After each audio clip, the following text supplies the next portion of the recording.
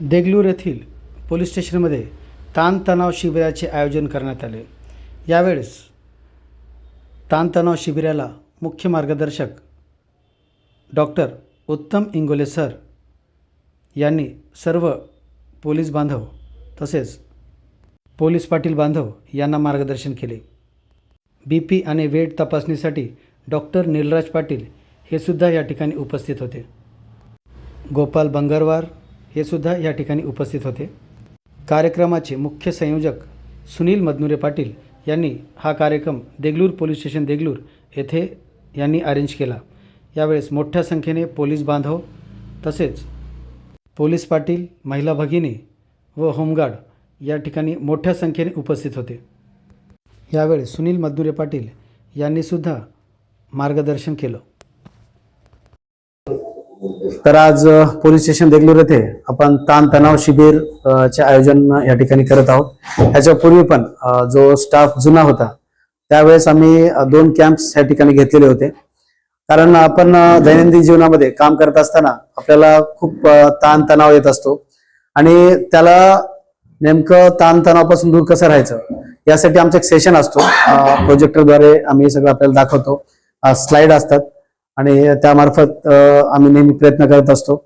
आपले उत्तम इंगोले डॉक्टर साहेब आहेत आणि ते आणि आम्ही असं मिळून नेहमी असे कॅम्प्स अरेंज करत असतो, कारण आपण समाजासाठी काहीतरी देणं आवश्यक आहे। तर आम्ही टाइम देऊन आमचा एवढाच उद्देश असतो की एवढ्या ह्या ठिकाणी पोलीस बांधव जमलेले आहेत, तर याच्यामधून एकटा पण तणावमुक्त जर झाला तर आम्ही 100% आम्हाला मिळाल्यासारखं असतं।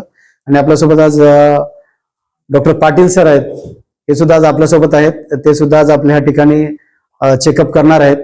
म्हणजे कुणाला समजा BP वगैरे झाला, कधी आपण जीवनात काम करत असताना आपल्याला BP वाढला किंवा लो झाला माहित नसतं, कारण दररोज काय पोलीस डॉक्टरांकडे जाऊन चेकअप नाही करत। त्यामुळे आज आम्ही तो पण ह्या ठिकाणी अरेंज केलेला आहे। आता इथून डॉक्टर साहेबांना विनंती करतो की त्यांनी जो सेशन आहे तो सुरू करावा। सेशन अर्धा तासाचा आहे, पण सगळ्यांनी आपला मोबाईल जो आहे तो सायलेंट ह्या ठिकाणी ठेवावा, कारण तुम्हाला काही गोष्टी यामधून समजतील। तर डॉक्टर साहेबांना विनंती करतो की त्यांनी ह्या ठिकाणी आपला सेशन सुरू करावं।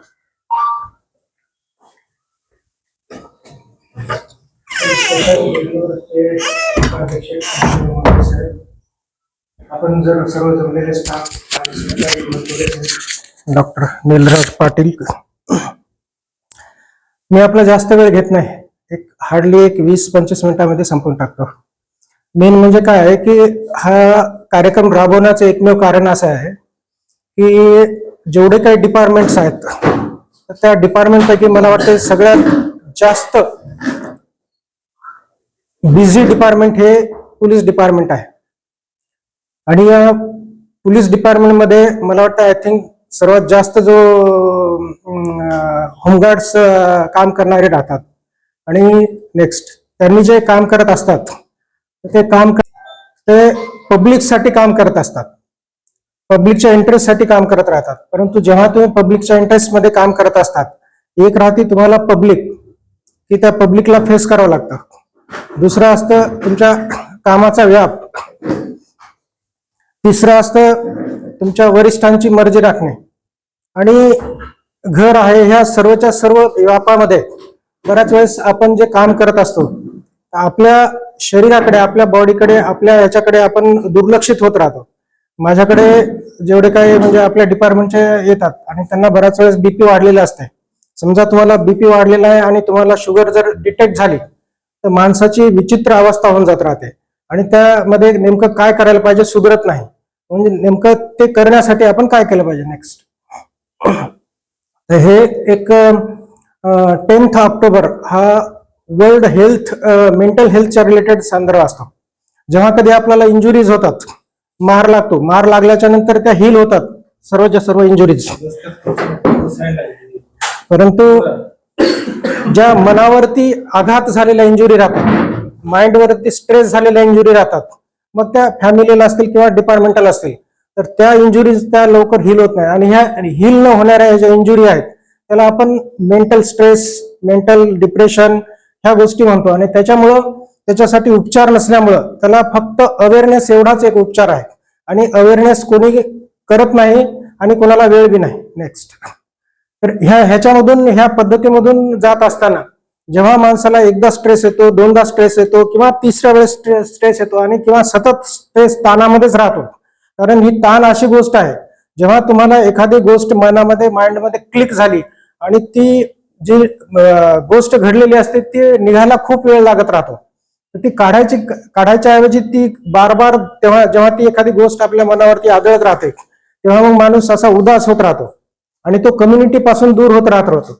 आपल्या कामामध्ये तर असतो, आपल्या युनिफॉर्म मध्ये असतो, आपल्या ड्रेसिंग मध्ये असतो, सगळं असतं त्याचं, परंतु त्याचं एक लक्ष वेगळ्याच अँगलमध्ये राहतं, कुणाशी बोलत नाही, काही नाही.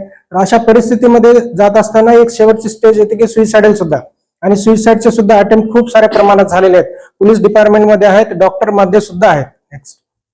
तर हे करत असताना याचा जो आकडेवारी आहे, एनसीआरबीची जी आकडेवारी आहे ती 2021 ची आकडेवारी आहे. त्याच्यामध्ये जवळजवळ 1.5 लाख हे रोड ऍक्सिडेंट होऊन लोक मरतात, परंतु आत्महत्या करणाऱ्या लोकांची संख्या जवळजवळ 2.25 लाख हे त्यावेळेसची आकडेवारी आहे.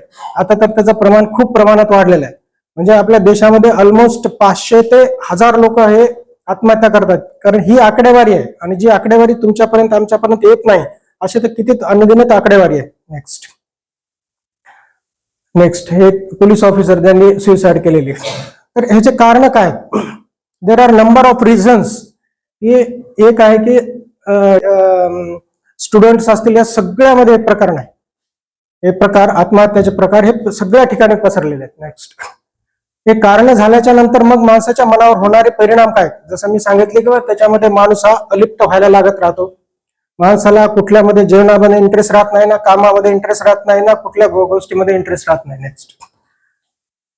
तर ह्याच्यामध्ये वेगवेगळे फॅक्टर आहेत, कारण आहेत. त्याच्यापैकी एक पर्सनल कारण ज्याच्यावरती आपण बोलणार आहोत. नेक्स्ट. याच्यामध्ये होतं काय की जेव्हा आपण इतरांसोबत कंपॅरिझन करायला लागत राहतो, किंवा इकॉनॉमी असेल, किंवा आपले एक्सपेक्टेशन्स राहतील, हे जेव्हा गोष्टी कुठं मार खाल्ल्या जातात तर त्या टायमाला आपल्याला स्ट्रेस यायला सुरुवात होत राहते. नेक्स्ट. मी फक्त एक साधं एक उदाहरण देतोय. आता माझ्याकडे मॅक्झिमम पेशंट येत राहतात, म्हणून की होते काय, जेव्हा स्ट्रेस येतो तेव्हा पॉयझन घेतात, पिल्याच्या नंतर माणसाला काय काय करावं लागत राहतं. नेक्स्ट. की त्याच्या नळ्या इकडून टाक तिकडून टाक, नळ्या टाकत राहणे, त्याला ऍडमिट करणे, त्याची मनस्थिती वेगळीच राहते, नातेवाईकाच्या अख्खं घर परेशान होऊन जात राहतं. नेक्स्ट. तर हे घालवण्यासाठी काय करावं लागतं? तर खूप सारे प्रकार आपण परत राहतो, परंतु जेव्हा कधी आपल्याला टेन्शन येतं तर पहिल्या सगळ्यात महत्वाची गोष्ट काय करत राहतो की ज्यांना स्मोकिंगची गरज असेल त्यांनी जास्त स्मोकिंग करतात, ज्यांनी अल्कोहोल घेतात, न घेणारे सुद्धा अल्कोहोल घ्यायला लागतात. नेहमीच असं होत असेल तर मग फॅमिली सहित कधी फिरायला जातात, कधी मंदिराला जातो, कधी उपवास करतो, कधी आपल्याकडे तर कॉमन आहे बकरे कापणे ट्रेंड, की बळी देत राहतो, किंवा आपण बऱ्याच वेळेस मंदिराला जातो, किंवा बऱ्याच वेळेस आपण मेडिटेशन करत राहतो, किंवा डॉक्टरांकडे जातो. ह्या सगळ्या गोष्टी करत राहतो, परंतु या मानसिक आजारासाठी या कुठल्याही गोष्टीचा तेवढा अजिबात फरक पडत नाही. मग काय केलं पाहिजे नेमकं एक्झॅक्टली? नेक्स्ट. तर आपला जो सायंटिफिक डेटा आहे, जी सायंटिफिक मेथड आहे तीच आपल्याला वापरावं लागत राहते. नेक्स्ट. तर ह्याचा जे रुटीन सर्वच्या सर्व ज्या रस्त्याने जात राहतो, माणसाचा फ्लो सुद्धा त्याच रस्त्याने जात राहतो, परंतु ज्या गोष्टी आपण अनुभव, तुम्ही पोलीस डिपार्टमेंटला तुम्हाला एक ट्रेनिंग असत राहते, आणि ट्रेनिंग घेतल्यानंतर तुम्ही त्या कामाला यशस्वीरित्या करू शकता. डॉक्टर आहे, डॉक्टर सुद्धा ट्रेन झाल्यानंतर डॉक्टर त्या पद्धतीने प्रॅक्टिस करत राहतो, परंतु माल प्रॅक्टिस करणाऱ्यांची संख्या नाही. म्हणजे आपण काय करत राहतो की ज्या रस्ता आपण अवलंबायला पाहिजे ते न अवलंबल्यामुळे सगळ्या गोष्टी घडत राहतात. ह्याच्यामध्ये नेक्स्ट, दोन प्रकारचे लोक राहतात. एक एक्स्ट्रीमिस्ट राहतात, आणि खाणे पिणे मजा मारणारे काही लोक राहतात. काही लोक तपश्चर्या करत राहतात काहीतरी मिळवण्यासाठी. साधुगुरू आपले हात उभे, आता ते मेळा आहे नाशिकला, त्याच्यामध्ये बरेचसे तुम्हाला दिसतात की असे खूप सारे लोक आहेत. परंतु जेव्हा कधी आपल्या आयुष्यामध्ये हे जे तार असती, तार तंबोऱ्याची, त्याच्यामधून जर संगीत जर काढायचं असेल तर खूप लूज असेल तरी सुद्धा त्याच्यामधून संगीत निघत नाही, खूप टाईट जर असेल तरी सुद्धा त्याच्यामधून संगीत निघत नाही. परंतु जेव्हा ते अप्रोप्रिएट तार बराबर ताणल्याच्या नंतर त्याच्यामधून सूर निघतात. अशाच प्रकारचं आपल्या लाईफचं सुद्धा आहे. आपण ज्या ठिकाणी असतील त्या ठिकाणी एक्स्ट्रीम लेवलला जरी नाही गेलं तर काही प्रॉब्लेम नाही. म्हणजे आपल्याकडे पोलीस स्टेशन देगलूरच्या या हॉलमध्ये doctor Neelraj Patil sir, doctor Ingole sir, आमचे STV9चे मित्र, तसेच इथं जमलेले आपले पोलीस बांधव, पोलीस पाटील. आजचा जो काही हा कॅम्प ठेवण्याचा किंवा शिबिर ठेवण्याचा एकच उद्देश होता. मागील बऱ्याच दिवसापासून आमचे जे काही पोलीस आहेत पूर्ण ताणतणावामध्ये आहेत. चॅलेंजिंग बंदोबस्त किंवा सामाजिक कामं येत आहेत. सरांना म्हटल्याप्रमाणे खरंच फार अवघड परिस्थिती आहे सर. जरी आमचे स्टाफ फिजिकली इथं हजर असला तरी त्यांच्या मनामध्ये किंवा एवढे अनंत काम आहेत ना, पूर्ण आता पेंडिंग पडल्यासारखे, म्हणजे हँग झाल्यासारखं आहे. त्यांना इथं बसवलं ना आम्ही, खोटं नाही, म्हणजे कुठं जाऊ, अगोदर कोणत्या प्रेफरन्स कशाला द्यावं हे इथून त्यांच्या